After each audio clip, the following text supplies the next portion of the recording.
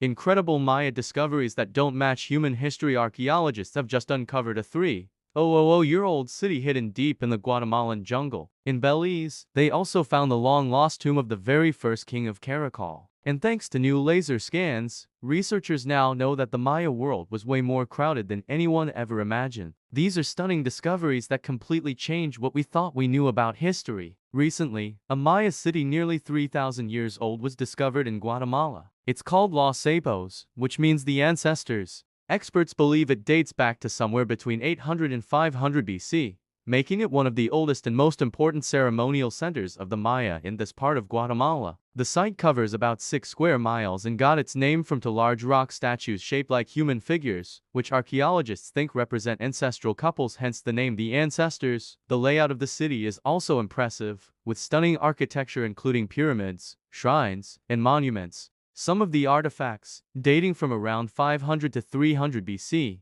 may have been linked to ancient rituals and even ancestral war vessels. One of the highlights is a pyramid that stands 108 feet tall. Nearby, archaeologists also found water channels running through a palace, proof that the Maya were already experimenting with plumbing thousands of years ago. Los Sapos isn't just a single site either. It's part of 3 connected cities forming a triangle, suggesting careful urban planning and coordination. According to archaeologists, these finds are challenging everything we thought we knew about how the Maya organized their ceremonial centers. For over 40 years, husband and wife team Arlen and Diane Chase from the University of Houston have been excavating Caracal and Belize. They recently uncovered the tomb of Tkab Chak, the very first ruler of Caracal and founder of its royal dynasty. Caracal was once a major Maya city that dominated the southern Yucatan Peninsula between 560 and 680 AD. Before it was eventually abandoned. This was the first royal tomb ever found at the site in more than 4 decades of research. Tkab Chak, who became king in 331 AD, was buried at the base of a royal shrine with an incredible collection of artifacts, painted pottery showing rulers and captives, finely carved bone tubes, jade jewelry, a mask made of tiny jade fragments, and seashells from the Pacific Ocean. The Chases estimate the king stood about 170 centimeters tall and was already very old. When he died, he had no teeth left by then.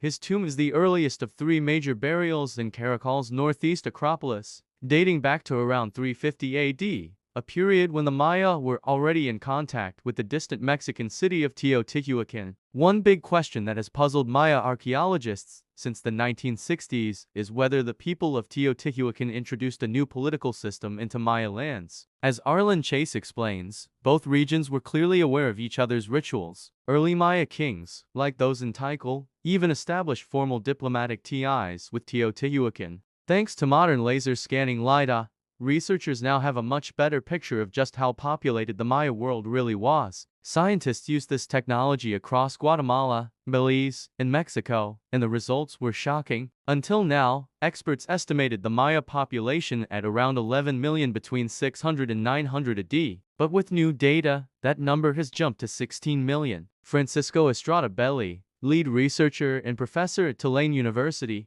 explained, "We expected a slight increase based on our 2018 LiDAR studies, but seeing a 45% jump was truly surprising. This new evidence shows just how dense and well-organized Maya society really was at its peak." Both cities and rural areas followed the same planning pattern, a central plaza dominated by the elite, with houses and farmland spreading around it. Almost every mapped building sat within 3 miles of a public plaza, meaning even rural villagers were tied into urban life. The northern Maya lowlands turned out to be far more urbanized than anyone thought, which also explains the higher population figures. But that massive population growth may have fueled political and environmental problems, eventually contributing to the Maya collapse around 800-1000 AD. In another site called Dos Pilas in Guatemala, archaeologists have been studying a cave ominously named the Cave of Blood. The name is no exaggeration. Back in the early 1990s, excavations uncovered piles of human bones,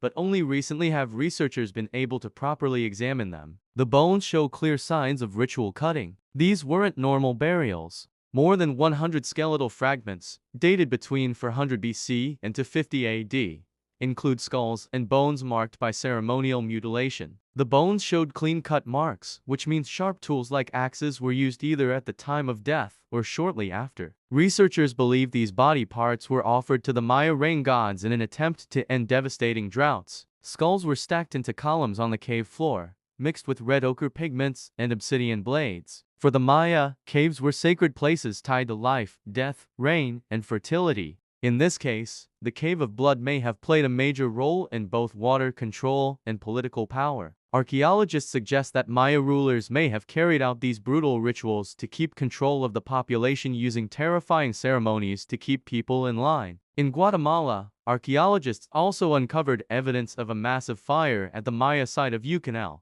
sometime between 733 and 881 AD, and it probably wasn't accidental. The team says the fire looked like a public dismantling of the old order. They found burned human remains along with treasures like a jewel-covered stone mask, pieces of a royal crown, and jade ornaments, objects taken from a royal tomb and thrown into the flames. According to researchers, it seems to have been an intentional act of desecration. No effort was made to protect the bones or treasures. The whole point was shock value for everyone watching to feel the impact. After the flames died down, a new leader who wasn't part of the royal family took control. Meanwhile, in Campeche, Mexico, archaeologists discovered a hidden underground Maya structure beneath a ballcourt. Excavation leader Van Praj explained that his team uncovered traces of an older building with painted walls. More digging will reveal its full shape and purpose. This find matters because ballcourts were usually only built at major Maya centers that served as political hubs for the region. On top of a pyramid at a nearby site, the team also found offerings left centuries later, pottery, a ceramic animal leg possibly from an armadillo, and a spearhead. Praj says these artifacts date to the late post-classic period 1 to 5015 to 4 AD, long after most Maya cities had collapsed. Even then, small, poor groups of people were still wandering the ruins, leaving offerings at the temples of their ancestors. In another Guatemalan site called Tikal, archaeologists stumbled upon something strange just a few steps from the city center. It was a foreign-style altar surrounded by skeletons. The altar itself didn't look Maya at all. It resembled something from Teotihuacan, the massive city 1,000 kilometers away in central Mexico. The altar, painted red, black, and yellow, was decorated with images of gods and buried inside a residential complex. Around it lay the remains of at least 3 children. Professor Stephen Houston asked the obvious question: were they sacrificed? At this point, it's hard to say for sure, but the fact that they were buried together at the same time and at the same age strongly points to ritual sacrifice. He added that the purpose may have been to give the altar special powers. This ties into a much bigger story. Records show that in 378 AD, warriors from Teotihuacan appeared in Tikal, overthrew the king, and installed their own Mayan on the throne. About 100 years later, the Maya deliberately buried the entire site and abandoned it almost as if they wanted to erase it from history. Fast forward to 2015, archaeologists in Guatemala made a chilling find: an obsidian arrowhead still stained with human blood. They believe it was part of a ritual. The discovery, inside a temple, dates back roughly 500 years. Bloodletting was a crucial part of Maya culture. They believed human blood carried a person's life force, and that spilling it was a way to feed the gods. As researcher Prudence Rice explained, bloodletting was seen as nourishing the gods with humanity's essential life energy. People would cut themselves with obsidian blades, often through the earlobes or tongue. Painful, yes, but at least they weren't cutting, well, their private parts. Except, sometimes they did. Let's just say I'll stop the description there. Now, how about something sweeter? Who can say no to old-fashioned chocolate coins? It turns out, the idea may be older than we thought, dating back to the ancient Maya themselves. The Maya didn't have coins like we do. Their economy was mostly based on bartering, like many ancient societies. But in 2018, researchers uncovered evidence that they basically had edible money: chocolate. We already knew the Maya loved chocolate, usually as a hot drink, but new studies of ancient art revealed it was more than just a treat, it was currency. Wall paintings, decorated pottery, and carvings from the Maya classic period to 50900 had show market scenes where cacao was traded. By the 7th century, liquid chocolate was mostly used for bartering. But by the 8th century, cacao beans themselves had become like real money, even used for paying taxes. Researchers studied about 180 depictions of tribute being presented to rulers. Along with tobacco and maize, the most common offerings were woven cloth and cacao beans. And the discoveries just keep coming. In 2023, archaeologists announced they had uncovered a lost Maya city hidden in the forests of Mexico's Yucatan Peninsula, inside the Ballcourts Ecological Reserve.